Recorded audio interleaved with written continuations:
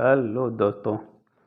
कुछ दिनों से लगातार एक खबर social media, Facebook, WhatsApp, Twitter और सभी जगह पर ट्रेंड कर रही है कि 5G की टेस्टिंग से जो है वो रेडिएशन निकल रहा है और उससे बर्ड्स की मृत्यु हो जा रही है और 5G टेस्टिंग को बंद करना चाहिए। अब इसमें यह भी जोड़ दिया गया है कि 5G टेस्टिंग से ही या 5G के रेडिएशन से ही कोरोना फैल रहा है। मुझे तो ये सुन के हंसी आ गई, शायद आपको भी आ गई हो। आज हम इसी पे विस्तार से बात करेंगे, तो आइए जानते हैं रेडिएशन के क्या इफेक्ट पड़ते हैं हमारे शरीर पे। इसको समझने से पहले हमें ये समझना होगा कि आखिर रेडिएशन क्या होता है। रेडिएशन क्या है, इसे हम जानेंगे। ये बिल्कुल वैसा ही है जैसा एक अच्छा शेफ बनने से पहले आपको मसाले के बारे में पूरी जानकारी होनी चाहिए। रेडिएशन एक वेव या तरंग होती है जिसे हम रेडियो फ्रिक्वेंसी वेव्स कहते हैं। ये इलेक्ट्रोमैग्नेटिक वेव्स होती हैं। ये इलेक्ट्रिक और मैग्नेटिक फील्ड के बीच में जो कंपन होता है उससे उत्पन्न होती हैं और एनर्जी के रूप में आगे चलती हैं।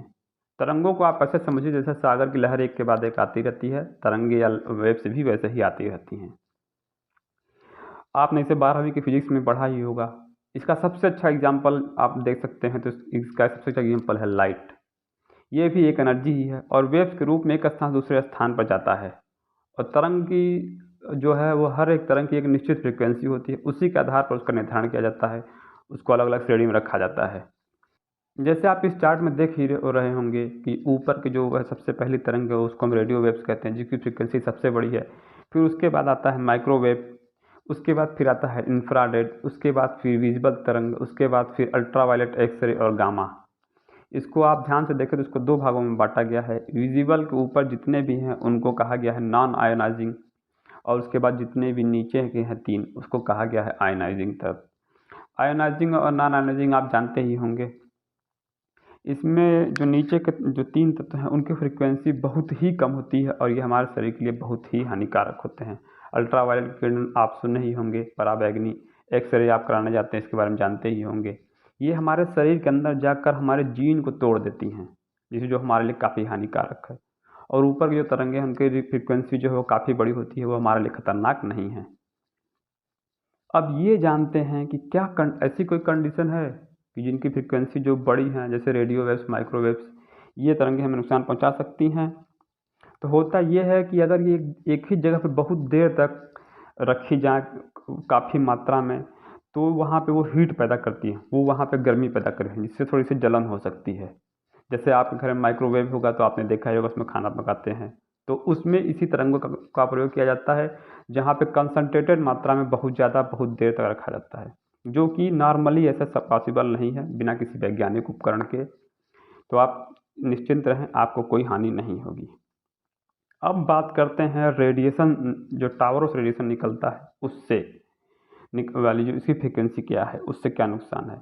तो टावरों से निकलने वाली जो फ्रिक्वेंसी है उसको निश्चित रखा जाता है। गवर्नमेंट और जो टावर वाले हैं उनको बताया जाता है कि आप इतने के ही बीच में आप रख सकते हैं, इससे अधिक नहीं कर सकते। तो उसकी फ्रिक्वेंसी का जो लिमिट है 1.6 वाट प्रति किलोग्राम रखा गया है, जो कि बहुत ही कम है। इससे किसी प्रकार कोई नुकसान नहीं होता है। इस पर बहुत सारे सर्वे किए गए, उसके बाद इसको फिक्स किया गया। भारत में ट्राई और गवर्नमेंट ने इसका पूरा विवरण दिया है। ट्राई की साइट पे आप जाकर देख सकते हैं, ट्राई ने पूरा एक लेख लिखा हुआ है उसके ऊपर, जिसको आप पढ़ सकते हैं। गवर्नमेंट ने भी इसको फिक्स कर दिया है। अमेरिका की यूएफएफसी संस्था है जिसने भी बताया कि 1.6 जो फ्रीक्वेंसी है उससे किसी प्रकार का कोई नुकसान नहीं है, तो आप निश्चिंत रहें। अब जानते हैं कि जो बर्ड की डेथ की कहानी है वो आखिर में शुरू कैसे हुई और क्या कारण है इसका। तो बात 2018 की हुई है कि नीदरलैंड में 300 के लगभग पक्षियों की मृत्यु हो जाती है। तो वहाँ के एक अखबार ने अपने अखबार में कोट दिया कि कहीं इन पक्षियों की मृत्यु का कारण 5G टेस्टिंग तो नहीं है, लेकिन वो सिर्फ एक सवाल था अपने म्यूनसिपल से या अपने सरकार से पूछना कि क्या इसका कारण ये है, अगर यदि है तो आप सर्वे कराइए। तो सरकार ने वहाँ सर्वे कराया, जांच कराया, तो उन्होंने बताया कि इसका कोई कारण 5G की टेस्टिंग या 5G के रेडिएशन से नहीं है। तो अब जानते हैं भारत में ये अफवाह क्यों आई फैली हुई है। 2018 में भारत में इंडियन मोबाइल कांग्रेस की बैठक हुई दिल्ली में, जिसमें 5G की टेस्टिंग को मंजूरी दे दिया गया। और उसी समय किसी ने इस फोटो को जो है वो ट्विटर खेल के वायरल कर दिया। उसके बाद न्यूज़ मीडिया ने इसको दिखा दिखा के हवा बना दिया। अक्षय कुमार की मूवी ने इसको ऐसा दिखाया कि लोग सच मानने लगे, उसको मानने के लिए मजबूर भी हो गए। लेकिन ऐसा कुछ नहीं है। आप इससे समझते हैं कि अगर ऐसा होता कि टेस्टिंग से 5G की टेस्टिंग से बच्चों की मृत्यु हो रही है या जानवरों पर प्रभाव पड़ रहा है, मनुष्यों पर प्रभाव पड़ रहा है, तो ऐसा कुछ भी नहीं। सोचिए अगर भारत में और दुनिया में कितने मोबाइल यूजर हैं, अरबों की संख्या में हैं। अगर 5G से या इस रेडिएशन से किसी प्रकार का कोई नुकसान होता तो लगभग ज़्यादा से ज़्यादा आदमी इससे पीड़ित होते, किसी न किसी एक प्रकार के पर्टिकुलर एक प्रकार के रोग की संख्या बढ़ गई होती। लेकिन जब ऐसा नहीं है तो आप समझिए कि इस प्रकार के रेडिएशन से किसी को कोई नुकसान नहीं है। यूएसए के कैंसर इंस्टीट्यूट ने भी सर्वे किया और उन्होंने बताया कि इससे 5G से किसी प्रकार का कोई नुकसान नहीं है।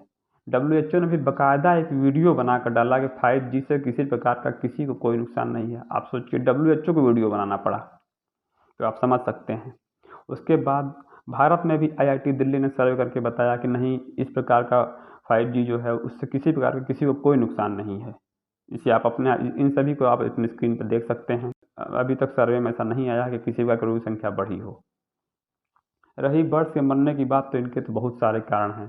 कीटनाशकों की कमी, भोजन की कमी, जंगलों की कमी, बढ़ता शहरीकरण, पर्यावरण, इन सभी कारणों से उनकी मृत्यु हो रही है। नीदरलैंड में मरने वाले पक्षियों का कारण यह बताया गया था कि इनके जो मार्ग होते हैं उनके चलने के लिए, उसमें कोई प्रॉब्लम आ गई थी जिससे कारण उनकी मृत्यु हुई थी। अब बात करें कोरोना की, कि क्या कोरोना भी रेडिएशन से फैल रहा है? तो भाई रेडिएशन जो है वो एक तरंग है, उस पर किसी प्रकार के वायरस को या किसी प्रकार के जीव को रख के आगे नहीं भेजा जा सकता, ना ही कोई जीव स्वयं उससे रख सकता है। तरंगों से केवल सूचनाएं आगे जा सकती हैं। हम तरंगों के ऊपर अपनी सूचनाएं कोड कर देते हैं और रिसीवर जाकर रिसीव कर लेता है। उस पर किसी प्रकार के जीव का लेप नहीं किया जा सकता जिससे वो आगे बढ़े। अगर उससे जीव आगे जाता या रेडिएशन से कोरोना फैलता तो हम मास्क मुंह पे और नाक पे क्यों लगाते?